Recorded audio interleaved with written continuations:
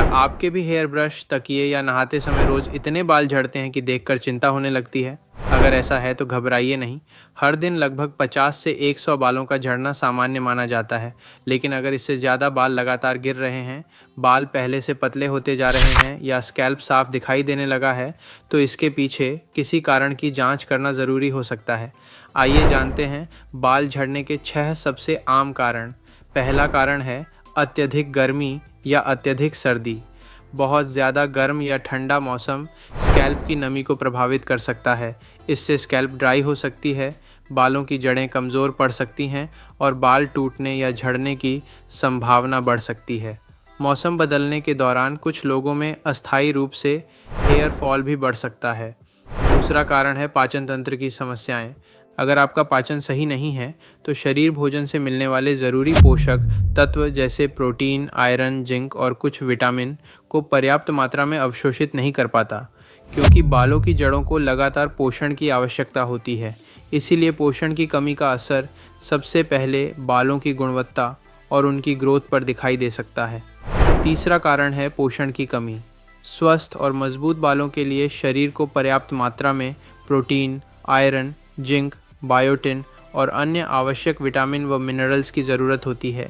यदि शरीर में इन पोषक तत्वों की कमी हो जाए तो बालों की जड़ें कमज़ोर पड़ सकती हैं। ऐसे में बाल पहले की तुलना में अधिक झड़ने लगते हैं और उनकी मोटाई व चमक भी कम हो सकती है। चौथा कारण है बहुत टाइट हेयर स्टाइल्स।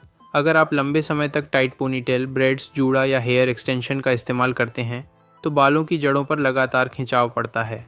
इस स्थिति को मेडिकल भाषा में ट्रैक्शन एलोपेसिया कहा जाता है। यदि समय रहते इस आदत में बदलाव न किया जाए तो कुछ मामलों में बालों का नुकसान स्थायी भी हो सकता है। पांचवा और सबसे आम कारण है जेनेटिक्स यानी पारिवारिक इतिहास।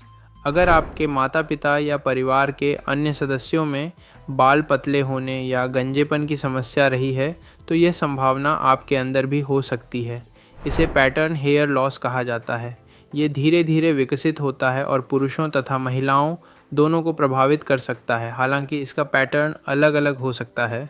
छठा और आखिरी कारण है तनाव। इसके कारण सामान्य से अधिक बाल झड़ने लगते हैं। इस स्थिति को मेडिकल भाषा में टेलोजन एफ्लुवियम कहा जाता है। अच्छी बात यह है कि कई मामलों में कारण नियंत्रित होने पर बालों की ग्रोथ धीरे धीरे सामान्य हो सकती है। ध्यान रखें, बाल झड़ना अपने आप में कोई बीमारी नहीं है, बल्कि यह कई अलग अलग कारणों का एक संकेत भी हो सकता है। इसलिए यदि आपके बाल लगातार सामान्य से अधिक झड़ रहे हैं, बाल तेज़ी से पतले हो रहे हैं या स्कैल्प पर खाली जगह दिखाई देने लगी है, तो इसे नज़रअंदाज न करें। सही कारण की पहचान करना सबसे महत्वपूर्ण कदम है, क्योंकि हर व्यक्ति में हेयर फॉल का कारण अलग हो सकता है। सही समय पर किसी योग्य डॉक्टर या डर्मेटोलॉजिस्ट से सलाह लेने से समस्या का सही मूल्यांकन किया जा सकता है और आगे की उचित योजना बनाई जा सकती है।